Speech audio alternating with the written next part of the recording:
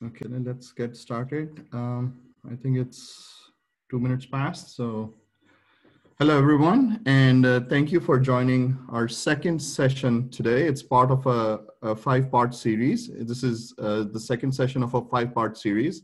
It's titled as Stage 1, which is Understanding the Problem. This session focuses on exploring all the stakeholders relevant for your problem statement. It will introduce you to the tools and techniques in doing the research to understand context and needs of the users. Some of the techniques include ethnographic, user research, empathy, map, persona, current journey, and user perspective to help build empathy with the user.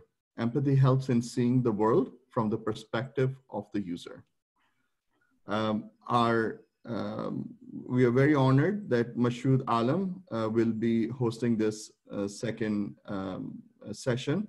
A little bit about Mashood. Mashood is a Senior Director of Innovation and Digital Transformation at SAP's Design and Co-Innovation Center. He's a Senior Business Innovation Leader with a unique blend of business, technology, and design expertise. He drives innovation and digital transformation, innovation thinking, innovation center setup, and out-of-the-box approaches to identify and solving problems by leveraging cutting-edge technologies, including machine learning, Internet of Things, blockchain, computer vision, chatbox, cloud, big data, mobile, and network. He excels at orchestrating and leading highly immersive engagements with C-level executives in the Valley. Mashood also has 6 US patents and 2 prestigious global awards, and he is also an author on a book on design thinking as well. So Mashood, welcome. Before we get started, a few housekeeping items. Please keep your line on mute. Please enter your location in the chat box so we know where you're joining us from. And if you have any questions, please either type them in the chat window, but we prefer if you type them in the Q&A window. It just keeps the session very structured and helps us respond to them in an orderly fashion. To stay informed about this webinar and other similar webinars, please like us Open Silicon Valley page on Facebook, Twitter, and LinkedIn. So without further delay, Mashood, all yours. Thank you very much, Farhan. Let me welcome everyone. Thank you for joining again. Let me start sharing my screen here. Just give me 1 second.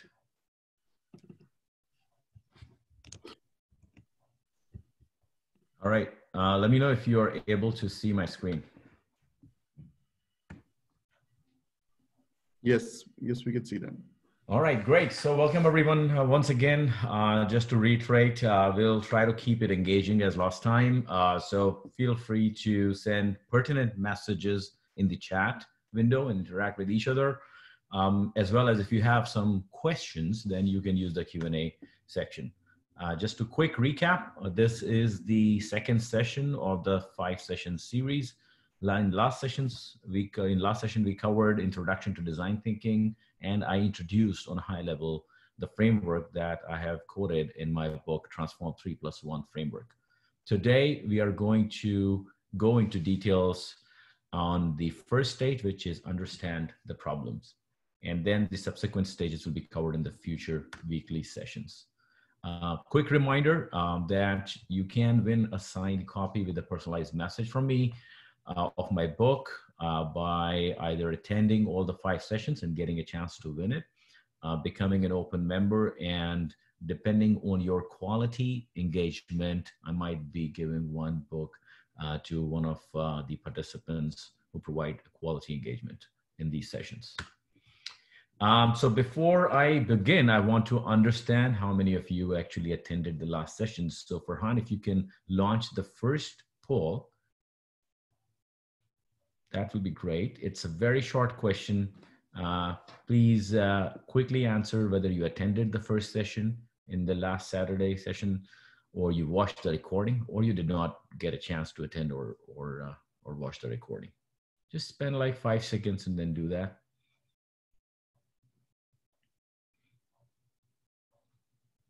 All right. So Farhan, see if we have some responses, and if you can share the responses, that would be great. Yeah, so it seems like 71% of you attended the last session, 8% watched the recording, and about one in five did not attend or watch the recording. All right, so that's fine. So we can close the poll now. And I think last session was very well received. Let me close this session. Okay, let me see how I can close it on my end. All right. So let me just quickly go through some recap of the last session. I asked everyone of the attendees to provide some input. So looks like folks actually enjoyed a lot of the content, the pace and everything. There were some suggestions as well to kind of control the chat session. So my suggestion would be for every one of you to engage in the chat session, but just make sure that the comments are relevant. We also, so there was interesting, some folks really liked to have a longer session. Some folks wanted to have concise, so we'll try to make the best out of it. And also some books to read. So obviously I'm following the structured framework that is documented in my book. So you're certainly welcome to get that book and then follow it along. I have now included towards the end of today's session, I have a slide in which I'll be sharing a couple of other resources where you can, and some books as well, where you can actually get some more information. There was a comment about quality function deployment. I did a little bit of research in terms of what that is. So that emerged out of Toyota for the last 30, 40 years back when actually Toyota introduced the amazing quality in their manufacturing processes. Essentially, the difference is, as my understanding is, QFD actually provides input on what to do and how to do in a most efficient manner once you have customer requirements. Design thinking is actually much farther ahead in terms of understanding what requirements are more important. And the emphasis is not as much on bringing efficiency as bringing novelty and solving the right problem in the most innovative way. So that's the kind of a brief difference. But thank you very much for all your input. We also got input last time. I tried to play around with the mural activity. So as you can see from the comments, the mural activity with 50 plus people did not really work as well as I was hoping.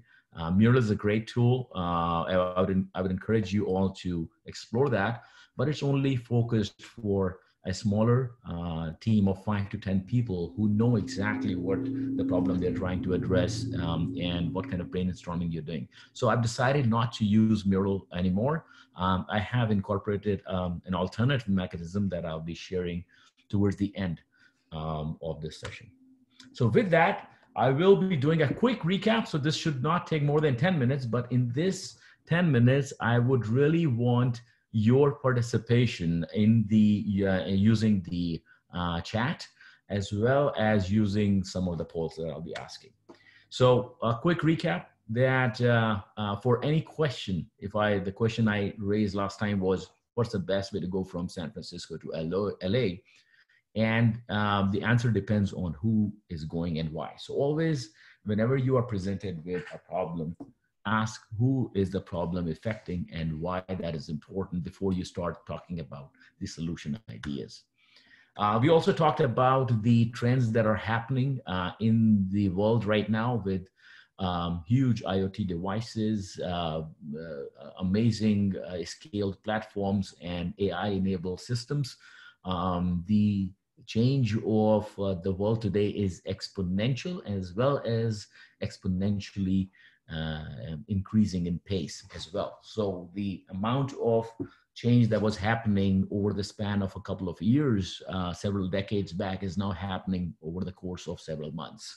So we have to then stay relevant. So what I want to ask you is use your chat and share what you remember from the previous session in terms of how can we stay relevant in these unprecedented changing times. So use the chat and then share some of your thoughts. And I'm quickly having a look over here. So what are the 3 things I shared in terms of how you can stay relevant in today's fast changing world? And let me try to see if I can see the chat over here. I'm trying to be conversant with this. Okay. All right. So let's see. Being creative, AI, ML, creative, innovation, collaboration, innovation, keep innovating, collaboration. Yeah, I think all these are fine. So let me just share quickly. Recap is creativity, collaboration, and the third part is human centricity. What machines can, at least for now not do as much as humans can do, is bring human centricity to the fact. So these are the 3 things where we have to focus. Now, I want you to, again, share with you, I shared an equation for innovation in last session. What was that? Anybody remembers what is the innovation equation? Quickly, share in the chat and I'll see. Okay, anybody remembers? What is the innovation equation? Creativity times execution. Absolutely right. So I'm glad that some of those things remain ingrained in your head. So that's awesome. What is the difference between execution and creativity? Well, execution is focused on solving problems, which yields into incremental innovations. However, if you use your creativity, the future is all about finding the problems. It's not just about solving them. Obviously, that is important. But breakthrough innovations happen when you look at the situation from a different lens and then find the problems which others cannot solve. I think there's one amazing quote that I'm reminded of is, talent hits the target no one else can hit. Genius hits the target no one else can see. So I think remember that, and then use your creativity to solve the problem. Now, I also shared about an insight about creativity. Does anyone remember? Use the chat again to share. What did I share about? What is the insight about creativity? Can anyone remember what did I share about? A hint was through the psychologist George Land and his work. What was the insight about creativity?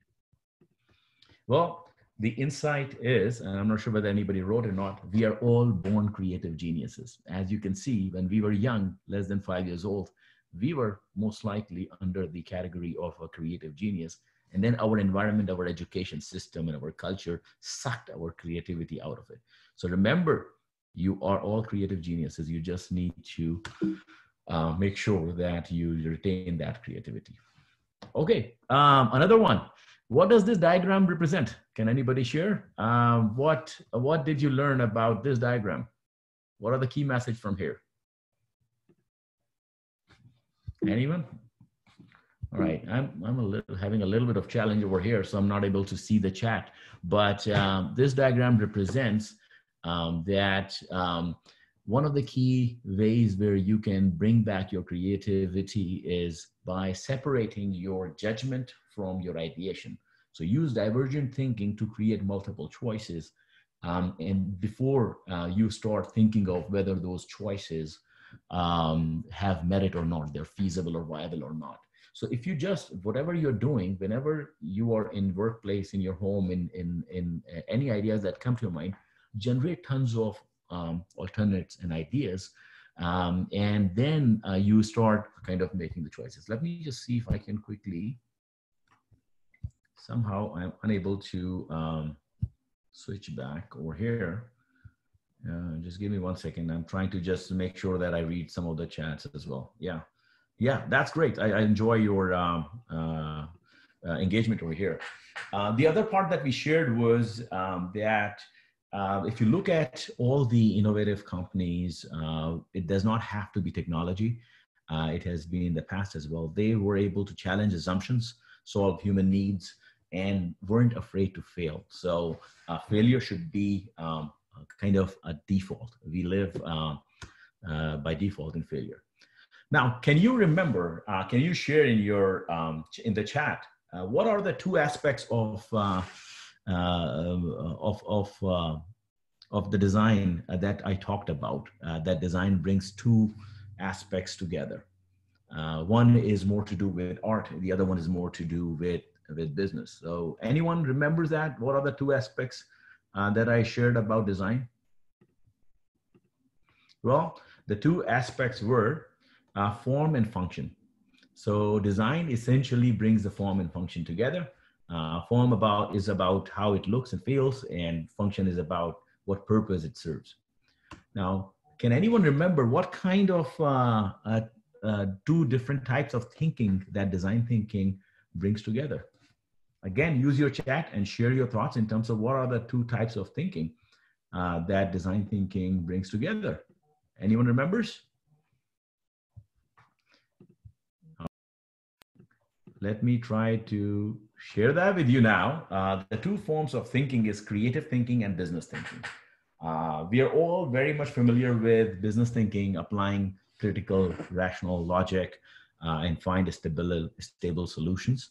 And creative thinking is all about emotional insights, so really bringing empathy, and it's more iterative, more explorative, and more novel. So on the one hand, design thinking brings the form and function together. On the other hand, it brings the creative and business thinking together. A friend of mine used to be leading an advanced engineering team at Apple. He mentioned to me that the most brilliant of minds worked for him, PhDs from Berkeley, MIT, Stanford. And if he gives them any problem, they will bring the best, most efficient way to solve that problem. The problem is that those guys can never come up with the problem to solve. So I think that captures what's the importance of design thinking is. Now, please use the chat again to share what does this Venn diagram represent? What are the three labels of this Venn diagram? Does anyone remember that? What does design thinking bring? Well, yes, I think some of you are, and I'm sorry, I'm unable to follow the chat, but I'm sure that you guys are engaging. So desirability, feasibility, and viability. So design thinking helps you focus on the needs of the humans first to understand how desirable the problem to be solved is and the solution is before we talk about feasibility and viability. We all bring the three together to actually move the solution forward. The other part that I shared as well was for any problem, anything that you are presented with in life, explore the problem space first before the solution space. I think it's a famous quote by Einstein that if I have an hour to solve a problem, I'll be spending 55 minutes thinking about the problem and the last 5 minutes thinking about the solution. So I think that encapsulates how you should be addressing any problem, essentially. So exploring the problem space first, finding the right problems, applying the double diamond approach that I mentioned in the bottom half of the slide, applying divergent thinking to explore the problem before narrowing it down using convergent thinking, and then applying the divergent thinking to identify the solutions before narrowing it down. So remember that. We also talked about the importance of empathy. Empathy, and I'll be sharing today's session is all about building empathy and understanding how the user research comes in. I also talked about collaborative space is good to have, but it's not an essential component. You can convert any space to be collaborative. We talked about importance of interdisciplinary, bringing perspectives together to start exploring the problem and then solving the problems. We talked about the importance of prototyping and showing rather than telling. And design thinking is inherently a bias towards action. In fact, it's a misnomer. It should have been called design doing, I guess, but that's the term that David Kelly and Tim Brown actually crafted. So we're going to use that. All right. So I shared about the story about this MRI machine. Who can remember what were the key messages on this MRI story by Doug Beast? And let me try to go back to the chat and then see what folks are saying over here. Amazing, your engagement, I really love it. So yeah, who remembers what are the key messages about the MRI example? Anyone? All right, that's good. That's good. I think people are sharing. Let me tell you about what were the key messages about this example. Number one is storytelling is powerful. In this case, this is a vivid example of how storytelling was incorporated to solve a problem, which actually had amazing benefit for the end user, which were children, 80% of whom were sedated before they could use the MRI. And then after the solution, which is just repainting of the rooms and the machine, incorporating storytelling, only less than 1% needed to be sedated afterwards. The other part is solution need not be complex. We always tend to go into, a lot of times what happens is that whenever we are presented with a problem, we try to find the most complex and fancy solution. Actually, a lot of times the solution might be actually very simple, may not require even technology.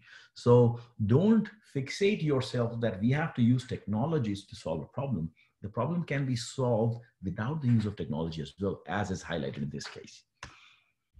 So what matters most now in today's world is experience. And I think experience is a very profound word. It's very hard to describe exactly. To give you one analogy, if you are sitting, imagine yourself 5 years from now sitting in a self-driving car, and you are going through, let's say, a beautiful highway 280 over here in the Bay Area. You can enjoy the hills. You can enjoy, if you go to Highway 1 Pacific Ocean view, you can feel, experience is felt. But just put yourself from the perspective of that car. Even though that car is driving, that car is viewing all the roads and all the trees and all the signals and all the people, but the car is not having an experience. Experience is held by human beings, and it's actually not, it's something that is felt. So I think always keep in mind what the experience is. So one of our participants from last session actually sent a very nice feedback, and he actually captured all the kind of key aspects that I just shared. We reviewed it in this nice quotation. So thank you very much to Rahil for sharing your perspective. One thing I want to highlight over here is, again, the importance of mindset. Don't just use design thinking and think that you will learn some technical skill to start applying it for problem solving. The technical tools are good to have and help you, but it's more about the mindset of curiosity, the mindset of collaboration, the mindset of doing, the mindset of empathy. So that's a very good point. Now, I introduce you to the framework, desirability, feasibility, and viability. And then the final stage is managing the risk through managing the uncertainty part. So today we will be focusing on the first stage, which is desirability. Understand the problem to grasp desirability. We'll go through, I'll expose you to these 5 techniques and in this flow. Before I do that, this quote by Einstein captures pretty much everything, is question everything. If you, again, I will bring you back to the example of a 5-year-old. 5-year-old or lesser, they question everything. They have no assumptions. So bringing the child's mindset, any problem, when you are attacking any problem, forget about that you are an expert in that field. Forget about you're an expert in technology. Think about what questions would a child actually ask. So question every aspect of it. So before we start solving any problem, we kind of convert that into a problem statement or a design challenge or a challenge statement. And it essentially goes like this: how might we do certain things? And that's everything. Whenever you start solving any problem, put that problem into a statement like this. A couple of tips over here is that do not make it too broad, like boiling the ocean, or too narrow so that you're directing towards a potential solution. So you have to find the right balance, which helps you look the problem a little bit broadly, as well as narrow enough so that you can be focused in your solution. So let me give you a couple of examples, and these are from my books. They'll be found over there too. So here are some examples where they actually encapsulate in the right level of specificity, so that you can start brainstorming. And a lot of the examples that I'll be sharing, they will be kind of fixated on this fictitious problem. How might we enable stay-home moms who love cooking to sell their cuisines to working professionals who do not have time to cook and wish to eat home-cooked meals? So it essentially, this problem statement highlights the two personas that we need to solve problem for, and then here gives a hint of the problem to them as well. So keep that how might we statement in mind while we go through the next. So the first step in stage one is stakeholders. What are different stakeholders? So stakeholders are essentially, so this is the first template. The first template was the how might we statement. The second template, which I call the step one, is if you think about any problem statement, think about any and all stakeholders that might be impacted with that. Obviously, the core is the target users who you will be addressing. A lot of times what happens is when you start the problem and when you go through this stage, your focus for the target user actually changes, and which is good to have. I think you should explore that. Then think about who are the other stakeholders who are directly interacting with the target user, because they also have impact and influence over the target user. And then finally, any other stakeholders who directly or indirectly influence or are influenced by the target user. The beauty of this approach is that then you start looking at problem from a little bit wider perspective, and then trying to, this is the first step in building empathy, is because human beings are not isolated animals, even though in these days we are isolated to a certain extent. But we, in our personal lives, in our work lives, we actually interact with other people. We depend on other people. We provide value to other people. We help other people. We get help from other people. So when you understand how your target user is actually influenced by, is connected to other people, it gives you a little bit more understanding of the context of your target user. So again, thinking back of the how might we statement of a homemakers who want to provide home cooked meal to professionals. So if you think about it, so these could be target, could be dads, could be stay-home moms, and other folks over here. So quick poll. I think this one is actually interesting. So I don't have any poll right now, but once you have identified the stakeholders and the target users, the second part is the user research. Now, user research is the most important part in the project. And I'm gonna play a 2-minute video over here by Tom Kelly to explain one example of why the importance of a user research. So just intently listen to and watch the video. I hope that the video and audio would go properly. About 10 years ago, we got approached by one of the largest oral healthcare companies in America, a company you've probably heard of called Oral-B. And they said, look, we'd like a new kids' toothbrush because ours is starting to get commoditized. It looks like a lot of kids' toothbrushes out there, and you can't have that. We want to be special, right? So we say, okay, we'll do this. We want to go out in the field and do some field research. And they're kind of not sure about that. Like, it's not rocket science. We're talking about kids brushing their teeth. How hard could that be, right? They would really like us to stop fooling around and start designing, right? But we want to go through this process, this observation process, because we think almost always you can spot opportunities. And so we go out, and we're on like the first day of observations, and we make a small discovery. The small discovery we make is that every kid's toothbrush in the history of the world has had the same implicit assumption. It's a logical assumption, it just isn't exactly right, which is the assumption always was parents have big hands, kids have small hands, and so when you want to make the kids version,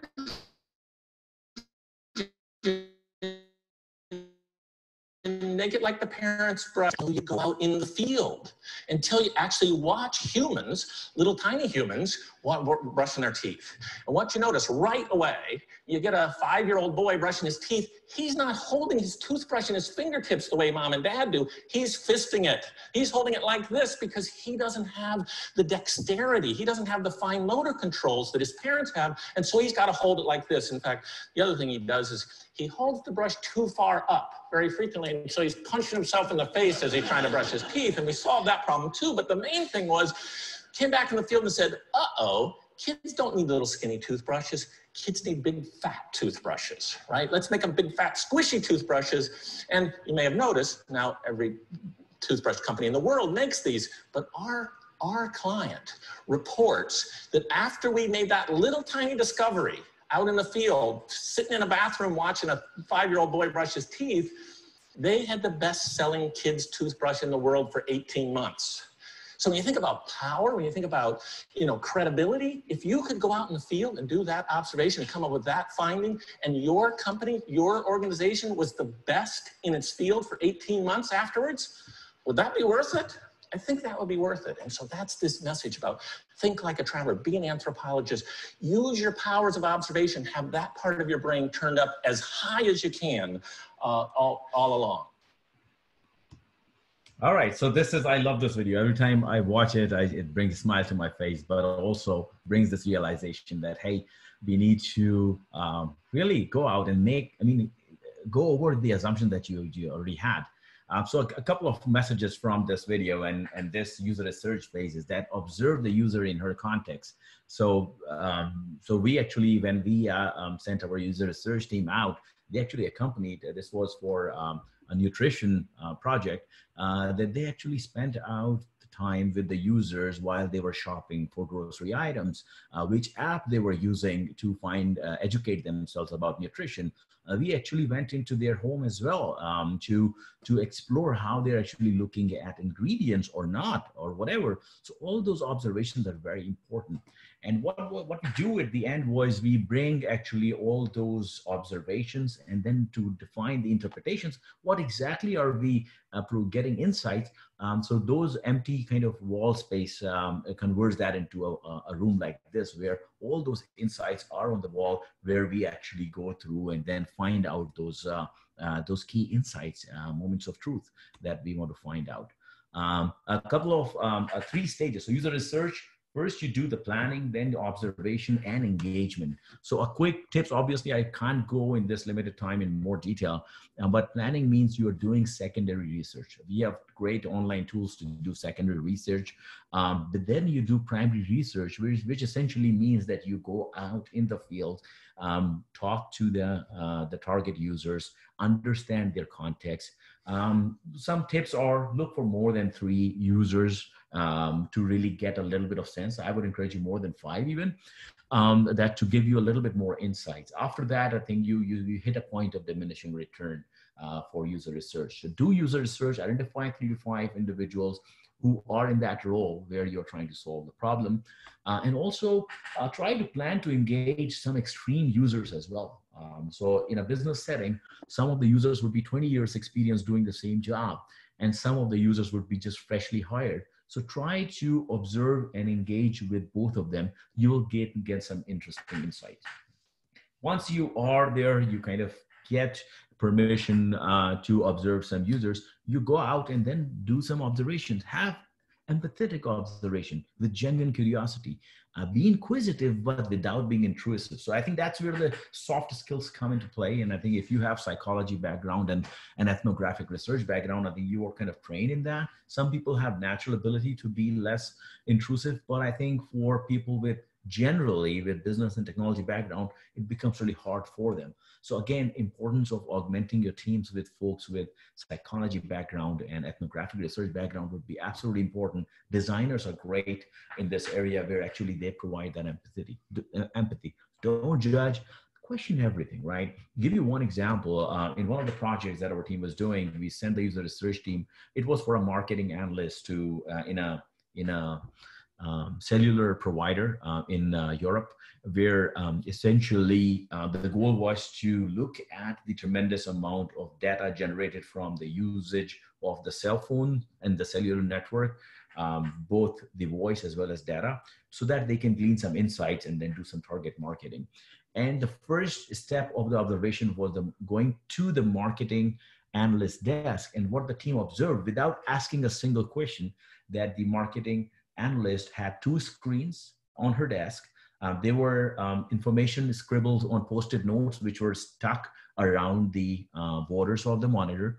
When she was looking at information on one screen and then typing that information on the other screen. While she was doing her work, she had to make a phone call to find some information from sales, and she had to look up on in a physical manual about some information. Now, without asking a single question, the team was able to glean so much insight that had they invited the marketing analyst to come to a conference room, they would have never really gotten that information. So find patterns, listen intently, and then when you engage, you ask why, you encourage stories. You look for inconsistency in what they're actually doing, what they're saying. Listen and pay attention to nonverbal cues, and don't be afraid of silence. You don't need to be filling all the information with what you think is the right thing. Your goal is to build empathy with the end user, not be able to convince them about anything. So ask questions naturally. Do prepare a list of questions. In my book, I have like a whole bunch of questions that you can ask in this phase. But do not just go through as an interview focus, but more of a conversation. Do not suggest answers. It's very easy to say, but it's not very easy to do. If you just observe your interactions in your daily life, even, you're more inclined towards sharing your ideas rather than listening to others. So the point is actively listen. So from planning to observation to engagement, you have to actively listen. That's the key crux of user research part. So here, this image conveys it clearly, what I'm trying to convey over here, that once you are in a certain environment and in a certain situation, it's hard for you to see what is surrounding you. So your goal is, with the planning and observation and engagement, is to understand your users' key insight the users might not be even aware of, because they won't be able to convey. For them, because they've been doing certain things certain way for years, it's natural to them. It's okay. They don't find it challenging. Your job as an intent user researcher is to really look at their condition, their situation, their context, and then find out what they're missing and what are their challenges. A lot of times, user will not be able to openly share their challenges. It's your job to find that out through your empathy building exercise and user research with your end user. So quick poll. So Farhan, if you could launch the poll which says user research. I think it's the second poll. And yeah, so I want every one of you to please look at this and complete the sentence. User research is important because, and check all those that you think user research is, addresses. So is the user research important because it is critical in building empathy? It helps in finding the right problem to solve. It helps in convincing user of our amazing ideas. It helps us understand users' context. It helps in understanding our own emotions. It helps us see what user may not see. So spend like 20 seconds and then check all those where you think user research is important. All right, we'll give you like 10 seconds more. 5 seconds. Farhan, do we have some responses? If you can share the poll responses, that'll be great.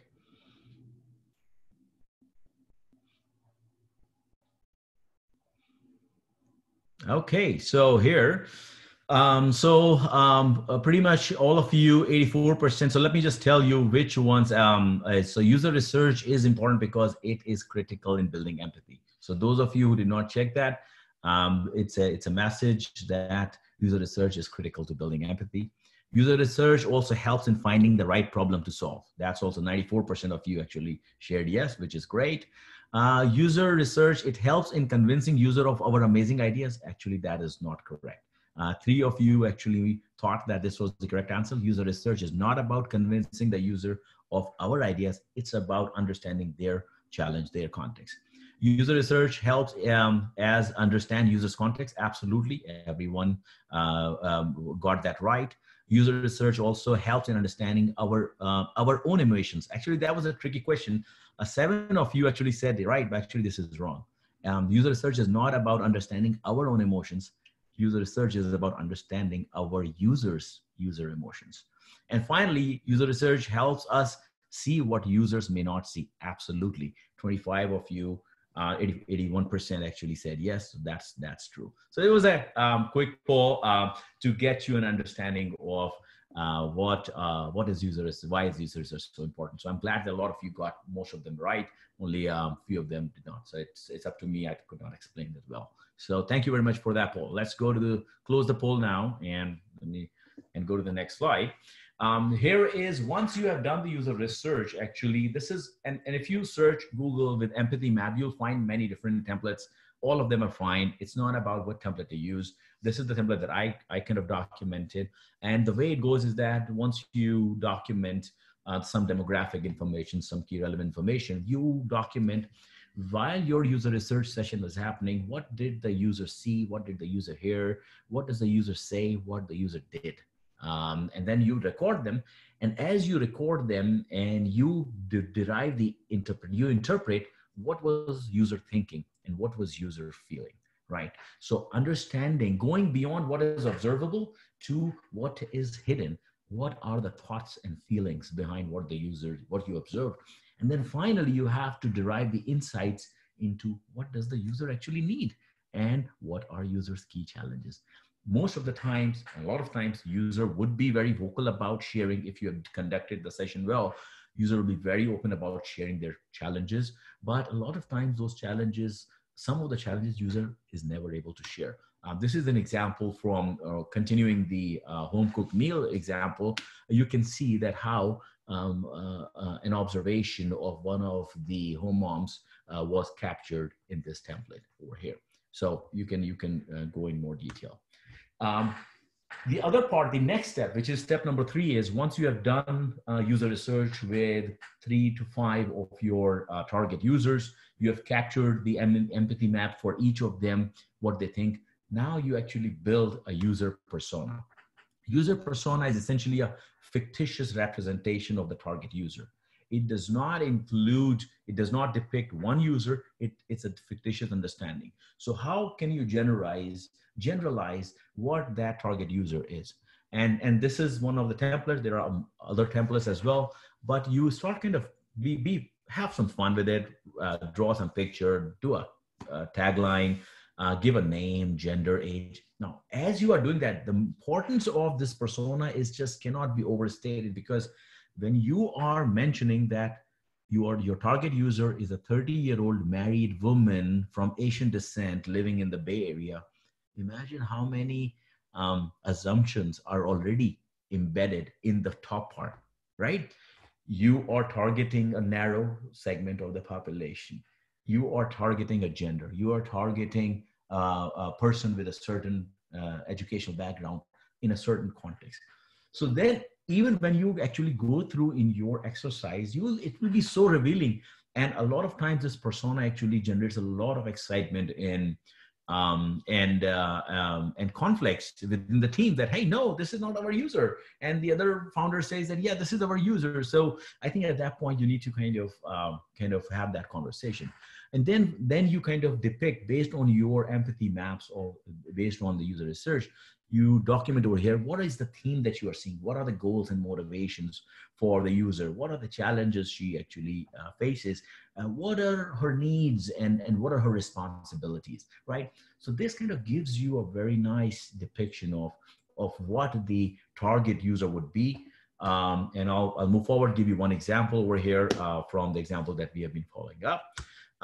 So with that, Farhan, if you can launch the next poll called persona or user persona, I want every one of you to see this poll and then answer the question to the best of your ability. We're gonna just help understand us what exactly you got. So which sentences are true about user personas? You mark the ones that you think are right. User persona depicts a specific user that we interviewed. User persona is a fictitious representation of target user. User persona depicts the needs and challenges of the user. User persona does not help in understanding users' feeling. User persona is useful for creating digital experiences only. So spend like 10 more seconds and mark the ones which you think are true about user personas. All right, 5 more seconds. Okay, and then I think, Farhan, if we have some responses, would be great to share the results.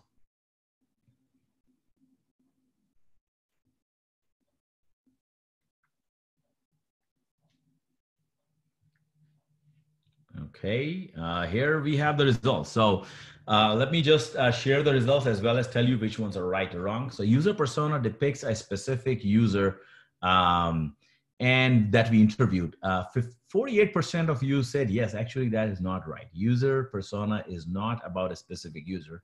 It's the fictitious representation, which is the next one, which is true. And 20% said it's a fictitious representation of a target user. So if, for example, you interview Jack, Michael, John, Abdul, so you would gain those insights and then you create a fictitious persona called David, maybe, right? So it will not be representing a specific user that you research. It will be a fictitious representation. A user persona depicts the needs and challenges of the user. Absolutely right. I think that's true. And 71% of you actually got it right. User persona does not help in understanding. I think the question is cut off over here, but actually it does help in having a better understanding. And user persona is useful for creating digital experiences only. 6% of you said that yes. Actually, it's not correct. User persona is useful for solving any kind of problem in any way, not just digital experiences. If you are a consumer products company or that user persona is valid as well as much as well. So we can close the polls now. But thank you very much for your input. And obviously, within the span of like 10, 15 minutes, I cannot really explain that in more detail. So bear with me. The next step is current journey or user's journey. So what happens is that when the user is trying to do a job, the user is trying to go from step by step. So what you do is you capture how the user actually accomplished the job. And then there'll be a concept of jobs to be done that I'll be explaining to you in the next session, where the user is trying to do a certain job and he or she is going from one step to the other. And I'll just go to the next, give you some example of it. So as the user goes through that step, user journey map is a nice tool where you can capture how that persona actually goes through doing that, completing that job. And as you start by entering these steps, you think about what are the systems they are using, tools or people are they, what we call touch points in general, that they have to do in that step. And what is their emotional perspective? I think a very simple way is whether emotionally they are happy or sad or frustrated. So you can kind of lay that on those steps. And then finally, identify for each of those steps whether that's a pain point for the user. As you go through this exercise, you will understand how cumbersome the current experience is. The goal of user journey is to document the current experience of the user, identify the emotional challenges that they're facing or highs and lows, so that we can really find out where we can address the needs. And then finally, also help in identifying the pain points and opportunities. Sometimes folks get mixed up in terms of what is the difference between a pain point and opportunity. So pain point, the way I define it is pain point is something which is a problem that needs addressing. Opportunity is something which is working fine, but there is an opportunity to do it better.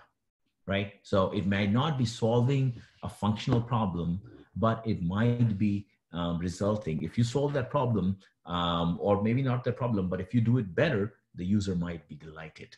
So again, user journey depicts the user's end-to-end journey as it is happening right now. For each of those steps in the journey, identifying what are the touch points the user is relying upon. And as they go through the journey, what are their emotional states, whether they're happy, sad, frustrated, etc.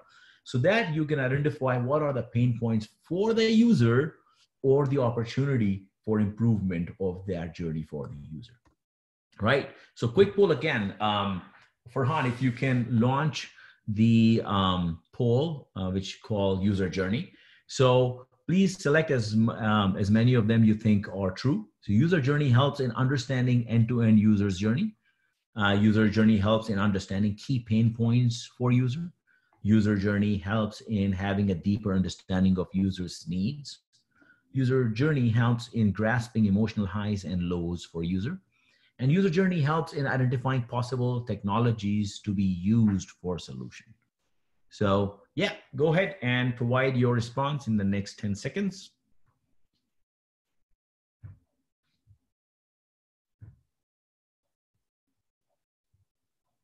All right, last couple of seconds.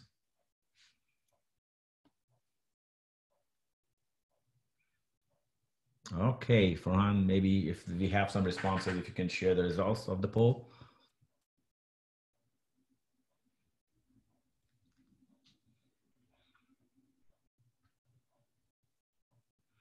Okay, so here we got some good responses. So user journey helps in understanding end-to-end user's journey. Actually, that is true.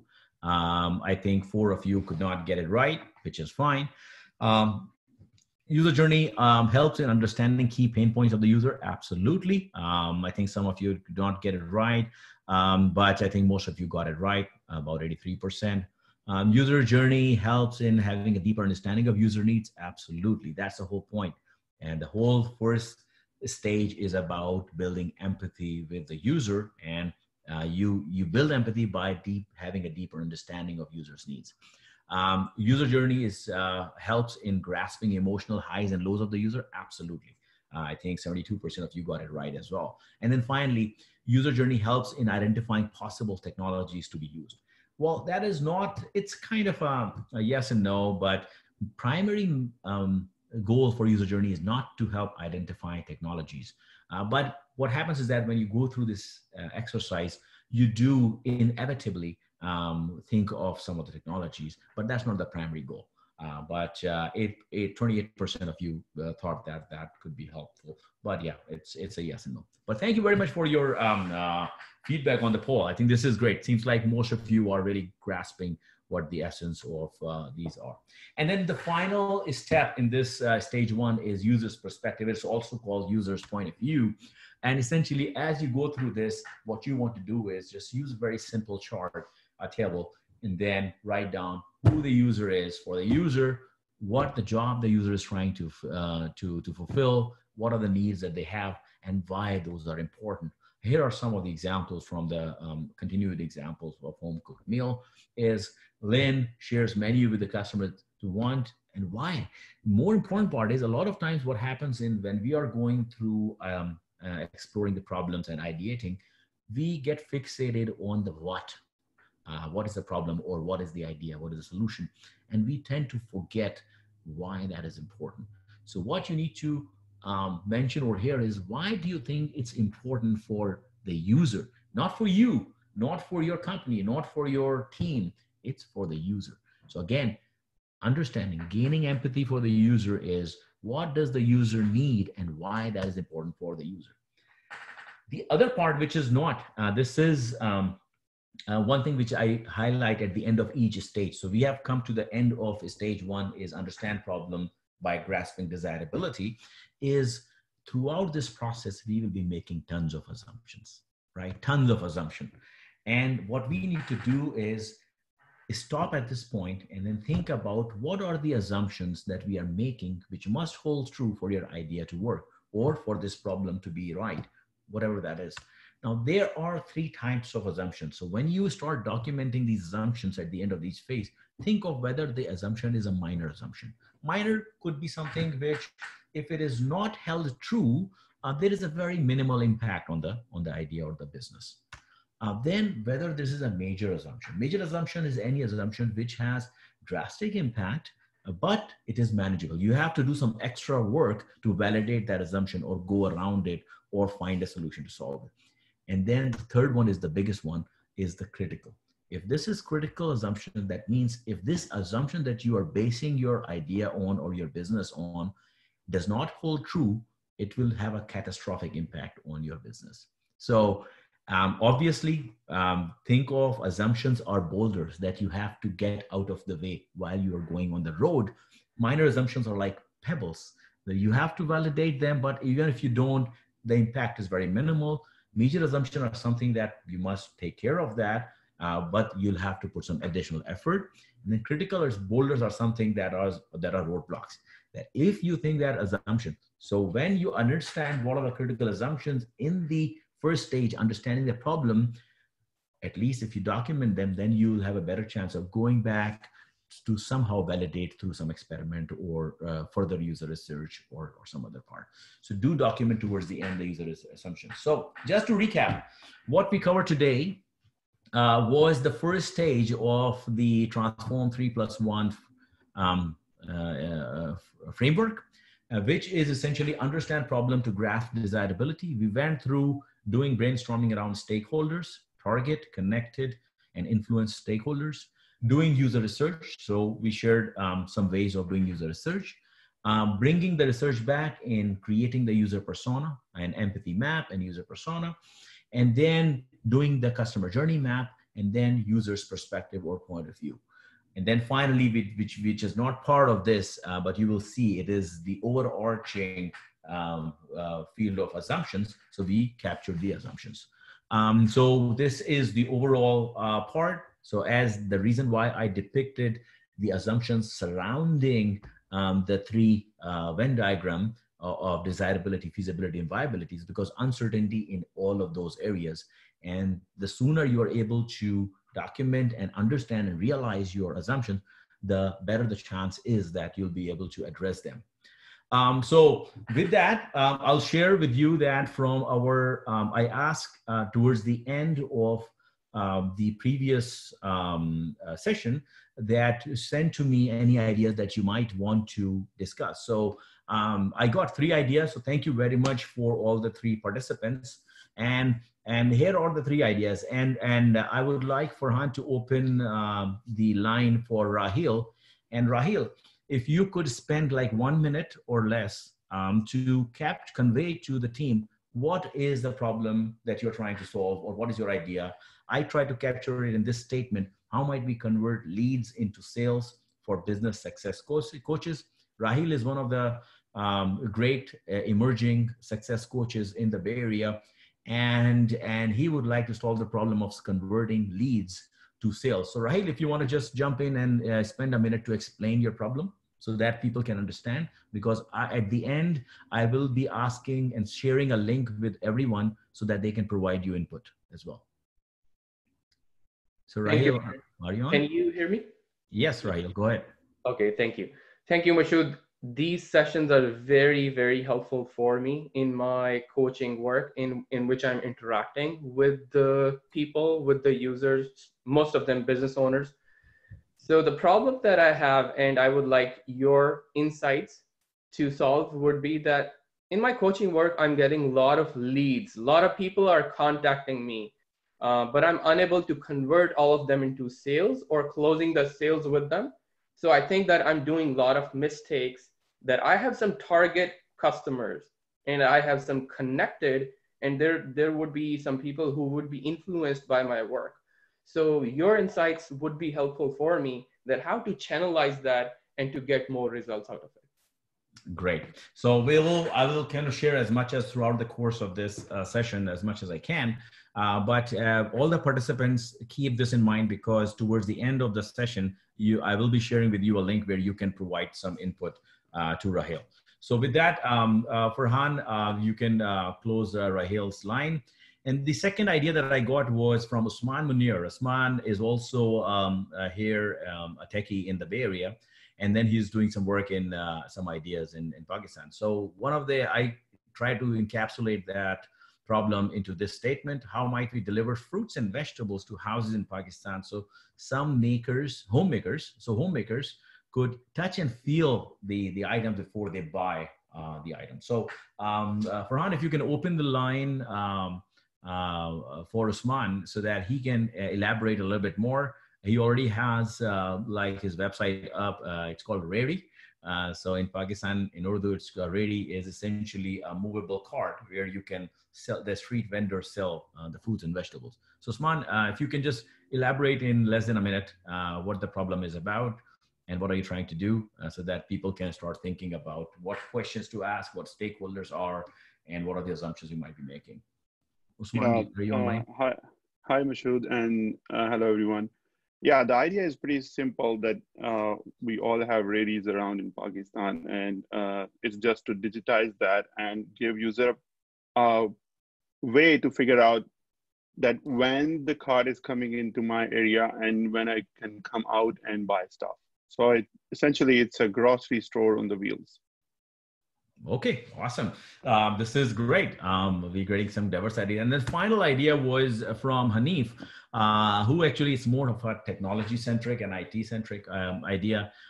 So Farhan, in the meantime, if you can open the line for Muhammad Hanif, I think that would be great. So Hanif wants to hear his design challenges. How might we simplify automation of infrastructure deployment on public cloud for IT administrators? Now, obviously, a lot of you who are not from IT, and even me being in the technology sector, it's hard for me because I'm not into the weeds here.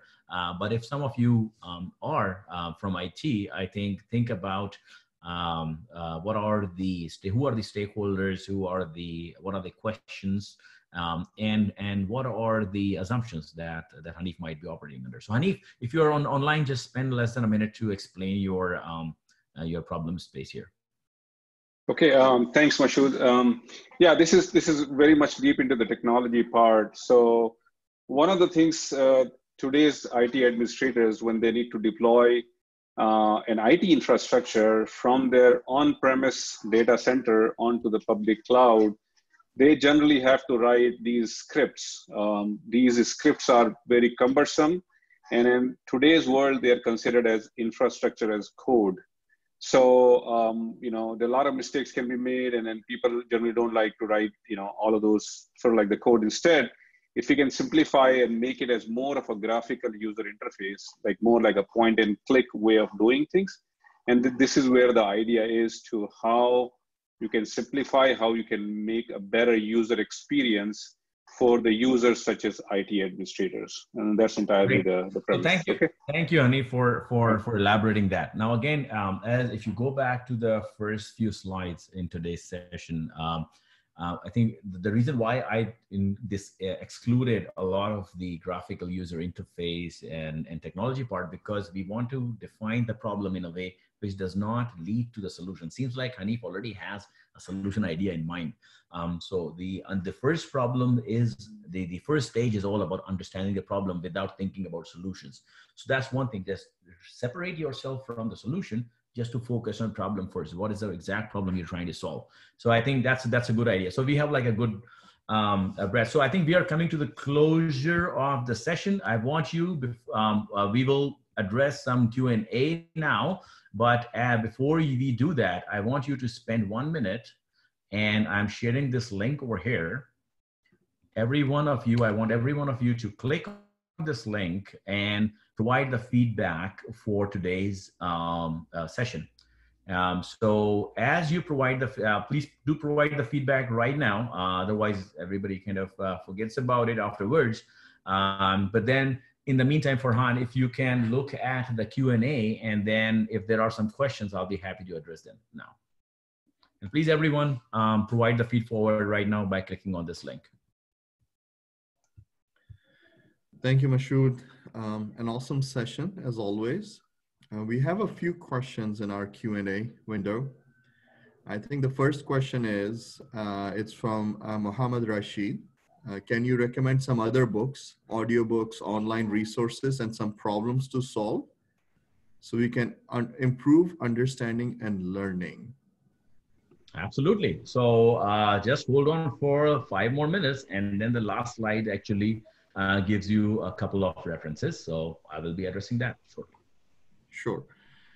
The next question is again from Hamad Rashid.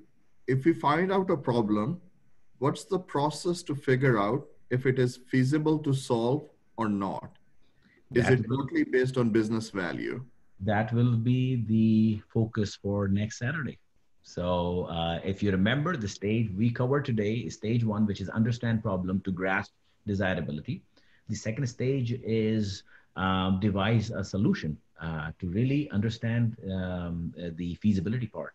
And then the third stage is around the business model to figure out the viability. So design thinking, just to reiterate again, brings focus to the end user to understand the problem space, the desirability, but then it does not just stop there. It actually goes into how to experiment and iteratively find out the solution to find whether it's feasible or not, and then also whether there's business value in it.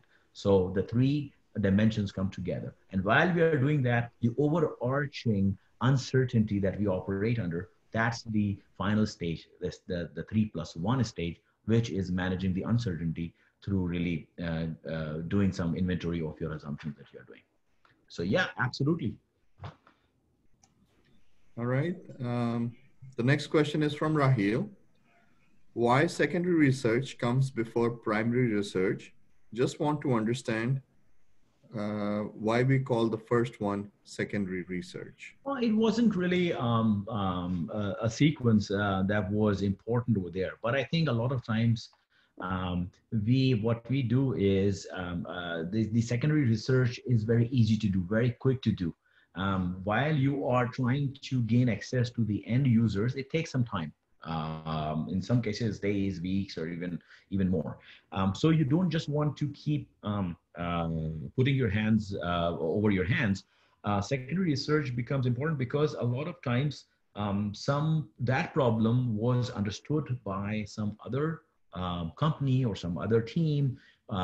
They already gave it a shot. It's being solved. And so what you need to understand is how the problem is being solved or not, so just try to find out whether other people are talking about it as well. What you do not want to do is, and obviously I understand your concern that you might be biased for that. And that's where I think the important part is being a great researcher is very important, because you want to keep that bulk of bias through your secondary research out of the way while you're conducting the primary research. But I think secondary research, to my experience, it has really helped tremendously. The one part where it has helped me is, and our team is, asking the right questions. A lot of times in business environment as well. For example, I have worked with customers in 15 different industries. Now, I cannot possibly be expert in a particular industry. So before I go out and talk to some of the users, if I don't have any knowledge about that industry, I will really kind of, in some business context, it becomes a little bit challenging. So you need to educate yourself so that you can ask more intelligent questions as well. So that's why it's very important to continue doing the secondary research. Okay, so now we'll take some live questions from our audience. The first question comes from Mubashir. Mubashir, I'm gonna unmute your line, so please go ahead. Hi, yeah, thanks. My question is that how to become aware of the implicit or automatic assumptions and some of the internal unconscious biases. And the challenge is that because they would be unconscious, it may not be that easy to become aware of them or surface them. See, you're talking about this picture essentially. So if you remember, one of the key mindsets and perspective of design thinking is bring interdisciplinary teams. So a lot of times we are techies or business folks, bring somebody who's not from technology or business background, bring somebody from arts, bring a musician around, bring somebody who has worked in theater, right? And then make them part of your team. So what happens is that you will be amazed. Designers are great, right? I mean, if you are from technology, partner with a UX designer. Designers actually are great with, they have the different perspectives. And it's actually the way you overcome your, before overcoming your biases, you have to recognize them. The way you recognize them is you get a different perspective from a person who is of a totally different mindset and background. And I think, and also while you're doing that, you actively listen, be open-minded about the input that you're getting. Do not be judgmental about it, right? So reduce your judgment. Whenever we, even in political environment, if you are a Democrat and you hear the views of a Republican, you get defensive. I think I would rather suggest to kind of just think about what the other person is trying to say. I think that helps in recognizing. It's not very easy, but increasing diversity in your team would help in reducing those biases. All right. So just a reminder, if anyone wants to ask questions live, please raise your hand so we can queue everyone up. The next one is from Syed Ali. Ali, I'm going to unmute your line, so please go ahead and ask your question.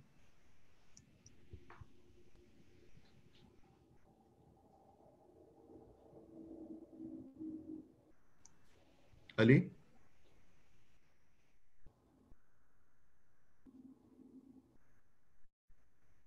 Hello, can you hear me?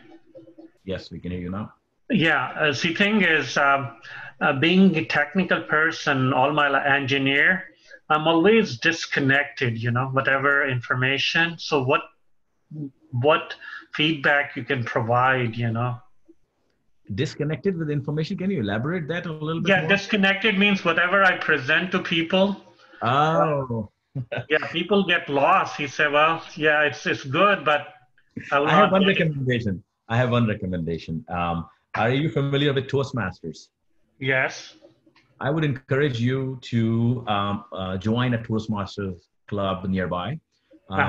These guys really help. I mean, I joined them like 15 years back, and I was a developer at that point in kind of same shoes. And that has really helped me in understanding what are the key aspects. See, so that's one tangible suggestion. The other suggestion is that when you are presenting any idea, yes, it's not about conveying information. That's number one lesson that I have to kind of, if you can take. Okay. It's about connecting with the audience at an emotional level. Okay. It's a longer term conversation. It's a totally different focus. And there are experts who are in this field who can help a lot. If you attend Toastmasters club, join Toastmasters club, I think that's going to help you tremendously. Thanks again. I appreciate it. The other part is I would also encourage you to read a book by Alan Alda. Have you guys watched MASH like several decades back by Alan Alda? It was a comedy series in a war setting. It was very funny. That guy actually runs a lot of workshops and has established the Center for Communicating Science in Stony Brook University. And he has written a book called, the book title is just amazing. It says, if I understood you, would I have this look on my face? So that's one book that I would encourage every one of you to read. He has a podcast as well. If you just search Alan Alda podcast, you'll be able to find it. And he is a great communicator, and this book gives good tips on how to be a great communicator. So I would encourage you to read that. Sure. The next question is from Ashok. Ashok, if you can unmute your line, please. Are you able to hear? Yes. Yes. Okay. When we do that user research, do we need to consider the demography and psychography too? Absolutely. I think without that, you cannot really. You have to consider all those aspects. And that's where I think somebody in the team with ethnographic background, psychology background, leading that research is absolutely important. User research is a well-defined field which requires a totally different mindset than a technology or a business mindset. So I can't stress it enough. The designers in your organizations, you must have UX design team. Partner with them, be friends with them, ask them to take you along in some of their user research interviews. If not in person, some of the user research interviews are also conducted remotely, which is not as effective, but still, well, so be part of that to understand that. Because what you need to do is, when you are actually conducting a user research session, just imagine yourself being the target user doing something on your laptop or doing some work, and a group of maybe 2 or 3 maximum. So don't be overcrowding. Maybe generally it's happened in pairs or 3 people going there. The user research team comprised of 2 to 3 folks. Imagine you're doing your job and 3 people are observing you. How nerve-wracking it would be, right? I mean, you can't really do your job properly if you see that 3 people are watching you. So you have to build that level of trust with them so that they become comfortable, and you have to touch them at the personal level. If you don't do that, you won't be able to conduct a proper user research. So you have to build that rapport. So that the old cliche is the hardest skills are the softest skills. Actually, that holds true. But you can learn those skills.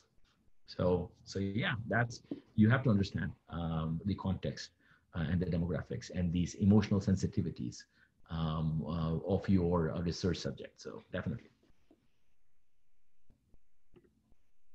All right, so we'll take 2 more. The next one is again from Mubashir. Mubashir, I'm going to promote you, so please go ahead. Right, so thanks very much, fantastic answers. My question is how best to work with the end users, especially if the observation part is uncomfortable for them or may have privacy issues. And also, you just mentioned about 2 or 3 people seeing somebody, even though the rapport and trust has been built, wouldn't the mere fact that somebody is observing your process wouldn't change the user's behavior? Yes, absolutely. So you're touching to the Heisenberg's uncertainty principle. The mere fact of observing changes the state, right? And that applies to human beings too. So there is no way around it. Again, I have to iterate that you have to build that comfort and trust with the audience, with the user research. And the way you do it is touch them at the emotional level. You just don't jump into it and start bombarding them with questions. You have to make them comfortable. Say, hey, we are here to help you. One way I've kind of seen it work is that, hey, we are here to understand what are the challenges you are going through while you're doing your work, so that we can take this input back, anonymize it, and then kind of generate ideas in making your life better. So that's very important, and that's why I'm saying I can't stress enough the importance of building that rapport and trust. You have to build that trust so that they don't think that, and then I think use the word that be inquisitive without being intrusive. So there is a fine line. So you don't have to cross that.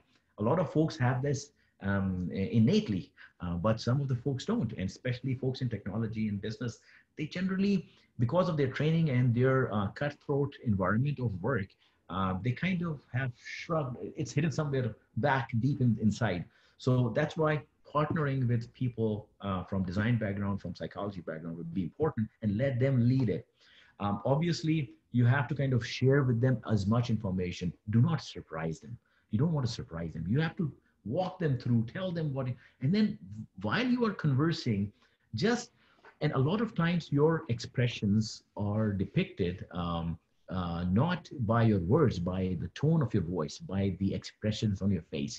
So you have to make sure that you are non-judgmental. You are really building empathy to understand what are the plights of the user. So I think it takes practice. Again, coming back to my one slide from my previous session about the swimmer. You cannot learn swimming by just learning about it, reading about it, watching about it. You have to jump in the water. So once you do some of the user research sessions, you are part of it. The first few sessions, let the designers and the researchers drive those sessions, and you just observe, learn. So it's about your learning mindset, right? It's not easy, but it requires a lot of training and practice. All right, so we're going to take the last question of the day, and that's from Usman. Usman, please go ahead. Yeah, it's not a question. It's basically about the same user research. I'm part of Intuit, and Intuit from the very beginning they have this methodology called Follow Me Home. So think about Intuit is all about accounting data, and nothing important than accounting data. You user have privacy and everything. The founders used to stick to Walmart and go to their homes, seeing them how they use their software. And Yep. that methodology still sticks today, even after like 25 years. Whole Yep. company do Follow Me Home every single year for like 3 days. Yep. So I think it's just asking the question to the user, and I think there's no discomfort. Absolutely. So I think this is exactly, I mean, there are tons of examples. A lot of enterprises over the last 20 years, they have adopted this methodology. And there is no shortcut to it. You have to spend time with the users in the user's context. So absolutely right on, Osman. Now, one thing I want to just add over here, I think there was a question from Reshma as well around doing this remotely. So we have done remote sessions as well, leveraging some of the technology in virtual space and so on and so forth. The other part is that now more and more user research. This is what we talk about. It's called qualitative research. Actually, you are sending the team. It's expensive. It's time consuming. But also with digital experiences, what happens is that a lot of the digital experience platforms provide now the quantitative insights about how the user's experience has been. What are the click-through rate? What are the time it takes to complete the process? What are the NPS scores from the users? So what you need to do is combine the qualitative insight and the quantitative insights together to really come to the right insights of what are the problems we are trying to solve and then solve them. So absolutely, this was great. Now, awesome questions. I really love all your questions. Now, finally, I want to share with you, before sharing the resources, some of the resources, I will be actually sending you this link. So use this link, everyone. And let me just send a text over here, okay, to everyone. And use this link, open it up in your browser after the session is completed, and then provide feedback to Raheel, to Usman, and to Hanif about their ideas. So in this survey, you will be able to provide input on 3 questions. One was, well, who are the stakeholders you think for this problem space for each of the 3 problems? You will also be able to provide help in what kind of questions you would ask. And also, what are the assumptions that the 3 gentlemen might be taking? One suggestion, obviously I could not cover everything. There's so much stuff to cover over here about asking the questions. One of the key input is do not ask close-ended questions where the answer is binary, yes or no. Ask open-ended questions, encourage stories, right? So you'd want the user to speak. The best run user research sessions are the ones in which the user is speaking 95% of the time. If you think yourself is speaking more than 5% of the time, there's something wrong going on. So the way you articulate your questions in an insightful manner, in an inquisitively curious manner, genuinely curious manner, in an empathetic manner, open-ended manner, the users which will be opening up. Also, identify user needs. So as you go through this, every one of you think about these 3 problem statements. What are the user needs that you can glean? I mean, I know that it's very hard. We are all quarantined. We don't have access to the users, but just imagine yourself if you have some proxy users. For example, Usman's idea about if folks joining from Pakistan or have some family members in Pakistan, reach out to them, ask about how do you buy vegetables and fruits, and what happens if there is a way in which you know that the rary or the cart is outside, so you can go and touch and feel and then buy the fruits and vegetables. Get their input, right? Identify. So email me any thoughts around any of these 3 ideas around how might we convert leads into sales for Raheel, about the how might we deliver fruits and vegetables to houses for Usman, and how might we simplify infrastructure deployment to public clouds for IT administrators. So whatever your thoughts are in terms of what are the top user needs, feel free to email me. And then before you do that, you actually go out to this link, which I just shared with you, and then provide input to Raheel, Usman, and Hanif. That'll be useful for them. Again, just to recap, we now are at the end of the second session where we have covered the understand problem stage. The next session will be around devising the solution before we head into crafting business and managing risk. Here are some useful resources. Some of you have been asking. I would encourage you to check out these books, The Art of Innovation by Tom Kelly, Creative Confidence by Tom Kelly and David Kelly. These are some of the three resources. Check out Stanford D-School. Check out OpenSAP. There is a specific course called Software Design for Non-Designers on OpenSAP. I believe it's available for everyone, that you can actually walk through it, apply. If you're a non-designer, a lot of you are non-designers, then how can you apply design principles for software design? And then finally, check out IDEO University and their collection of design thinking courses. They offer some material for free, but also offer some paid certifications as well as courses. So check these resources out. With that, thank you very much. If you have not provided feedback in the feedforward form, please do so now. Throughout this week, use the second link to provide input for Raheel, Usman, and Hanif, and send me an email if you have identified specific user needs for all of the three problem areas. Thank you very much. Really appreciate your engagement. I thoroughly enjoyed today's session as well. Thank you so much, Mashood. Just by way of recap, we will be sending out another email with both the links that Mashood mentioned in his presentation. Please keep a lookout for that email. And please respond, provide your feedback to both the surveys. Also, we will be hosting the next session, the third session, same time next Saturday. I will be sending out a link to that next session over the weekend. So please go ahead and register early, because some of the challenges we are having these days is running out of space. And we obviously want to give preference to audience attendees who have been to the previous sessions. With that, thank you so much, Mashood. As always, a great workshop, lots of learning, and we will look forward to having you next week. All right, we'd love to. Thank you very much, Farhan, for your help. Thank you very much, everyone, for participation. Everybody stay safe and stay well. Bye now.